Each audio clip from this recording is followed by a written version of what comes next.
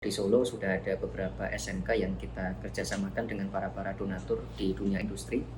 Jadi kita pengen SMK itu punya alat-alat yang paling up to date. Jadi anak-anak SMK itu benar-benar bisa menjawab tantangan zaman.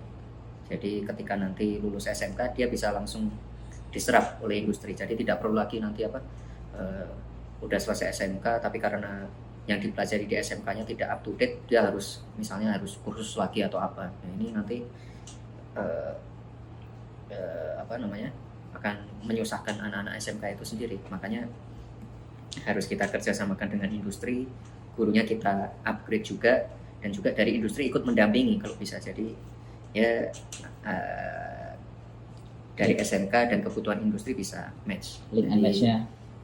Intinya karena kebutuhan industri ini di tiap tahun berubah terus ya, dan perubahannya cepat sekali ya, otomatis harus kita kerjasamakan dengan para pelaku industri. Jadi nggak bisa SMK itu jalan sendirian. SMK apa aja yang sudah ada di sini? Maksudnya sudah ada yang sekarang SMK yang fokus ke coding, programming, kita perbarui semua komputernya. Ada juga yang fokus ke F&B, jadi alat-alat masaknya, alat-alat kitchen equipmentnya kita perbarui semua. Jadi kalau udah lulus ya siap kerja. Jadi nggak harus kursus lagi ataupun industri harus mengajari lagi dari nol. Itu kita nggak mau seperti itu. Jadi benar-benar anak-anak SMK itu harus bisa menjawab tantangan zaman dan benar-benar ready untuk bisa diterima di dunia industri. Ke depan kalau Mas ditakdirkan menjadi wakil presiden, apa yang mau dilakukan terhadap SMK ini? Apa yang bisa dilakukan? Ya sekali lagi kita kerjasamakan dengan swasta, karena kebutuhan industri yang ngerti ya pelaku industri itu sendiri. Lalu gurunya kita upgrade, alat-alatnya kita upgrade. Jangan sampai ada ketimpangan antara dunia industri sama SMK-nya. Gitu. Ya kalau semuanya antara SMK dan industri bisa match, ya otomatis masalah pengangguran itu bisa terselesaikan. Optimistis ya? Ya optimis. Oke. Mas, poin lain? Nggak apa-apa dong. Saya tuh paling males interview, Mas. Nggak apa-apa dong. Saya tuh ini kan nggak interview, kita ngobrol. Nolak interview tiap hari. Mas, terkait ekonomi kreatif, Mas. Iya. Nah, kan Mas sendiri kan juga penggemar anime segala macam. Menurut Mas itu pasca COVID ini apa yang paling luar biasa dalam hal ekonomi kreatif ini, Mas? Oh, yang pasti ekonomi kreatif tumbuh pesat ya ketika zaman-zaman COVID ya. Ekonomi yang kolaboratif juga maju pesat pasca COVID ini juga. Makanya anak-anak muda yang kreatif harus kita dorong, harus kita support. Kita belajar banyak lah dari Korean Wave yang sekarang benar-benar menjadi industri dan menyumbang PDB yang besar untuk Korea. Jadi saya yakin kalau anak-anaknya sih tidak kalah kreatif, tapi memang harus didukung oleh pemerintah. Jadi pemerintah harus menyediakan space sebanyak-banyaknya untuk anak-anak untuk bisa berekspresi. Biasanya kita sediakan kreatif space. Jadi anak-anak punya benar-benar punya space khusus untuk mencurahkan keahliannya, mencurahkan kreativitasnya. Apa yang sudah dilakukan kalau di Solo? Ya kalau di Solo kita sedang melakukan revitalisasi di tempat-tempat yang memang kita khususkan untuk misalnya ketoprak, wayang kulit, untuk Assalamualaikum warahmatullahi wabarakatuh. Kembali lagi bersama Gus Samsudin. Pada kali ini Gus Samsudin akan membahas yaitu tentang politik. Politik apa saja Gus Samsudin? Yang pertama, saya akan membahas tentang visi misi Bapak Prabowo dan Mas Gibran.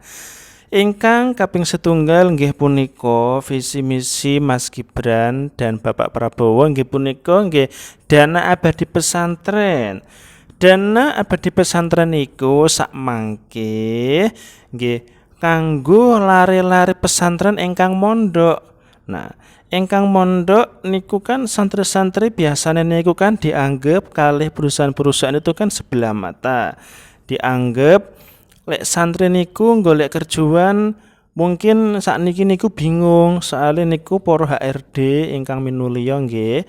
Biasane para HRD niku tanglet ijazah niku ini ijazah nopo SMA nopo ijazah S1. Nah, lek HRD niku tanglet niku para santri mestine bingung. Nah, Maka dari itu, Mas Gibran dan Pak Prabowo memberikan janji-janji manisnya kepada rakyat Indonesia nggih punika dana abadi pesantren niki sak mangke didamel wirausaha para santri.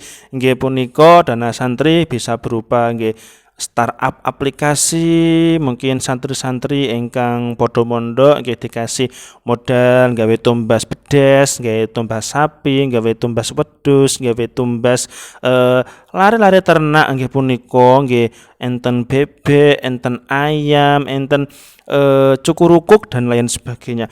Nah, maka dari itu nggih dana abadi pesantren niki sak mangke makan dikelola para pengasuh pesantren diparingke kangge santri-santri ingkang mondok supaya santri niku bisa mengembangkan wirausaha, supaya santri-santri niku bisa jualan online, tidak mengandalkan dari Cina. Kalau bisa ya Shopee, TikTok diusir saja nggih. Soalnya niku ganggu niku produknya Cina sedanten.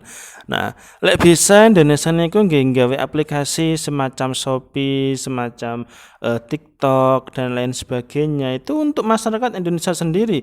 Kalau bisa kita itu yang ekspor ke luar negeri, bukan malah kita yang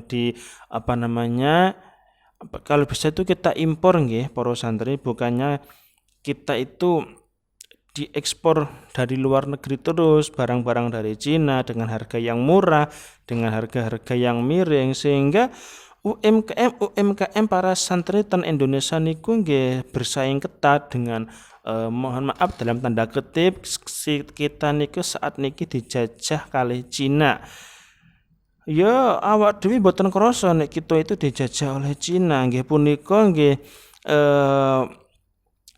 akeh sedanten niku kathah barang-barang Cina ingkang diekspor ten Indonesia dijual malih kalih seller-seller Shopee, seller Tokopedia niku nggih sebenarnya nggih saya mboten sae tapi nggih Indonesia niku pasare Cina. Jadi Cina memasarkan produknya ten Indonesia. Nah, kalau Indonesia tidak bisa membuat produk sendiri, tidak bisa membuat produk-produk sehingga kita ya tidak bisa maju. Kita akan bersaing terus dengan mohon maaf kita dijajah oleh yang namanya negara Cina. Semuanya pasti made in China. Apa yang tidak made in China dengan harga murah? Blender, TV, HP merek Cina harganya murah-murah. Nah, maka dari itu Indonesia harus bisa membuat produk sendiri, cintai produk-produk dalam negeri, dan melalui santri inilah, karena yang namanya santri itu berjiwa muda, berjiwa agamis dan berakhlakul karimah. Mugi-mugi dana pesantren ini janji dari Pak Prabowo dan Gibran kalau sudah terpilih menjadi presiden dan wakil bisa terrealisasi. Nggih punika sak mangke badhe dikelola para bunyai, para kiai ten pondok pesantren. Nah, Habib Lutfi nggih dukung Mas Prabowo sama Mas Gibran. Masa kalian tidak? Gus Miftah nggih dukung. Nah, saya di sini sebagai tim kampanye Prabowo Gibran. Saya bukan buzzer karena tidak dikasih uang. Kebetulan channel YouTube saya lagi ramai membahas Mas Gibran, membahas Prabowo, ya tak bahas aja. Syukur-syukur video niki dan abadi pesantren bisa meledak, banyak yang nonton, saya dapat adsense kan ya alhamdulillah. Kalau nggak dapat ya nggak apa-apa, disyukuri saja, namanya juga orang usaha. Saya berpenampilan seperti ini juga ya wis nuruti apa kemauan netizen saja nggih punika. Oke, cukup semanten dari kula program dan abadi pesantren. Semoga Mas Gibran kepilih menjadi wakil presiden dan presiden Republik Indonesia.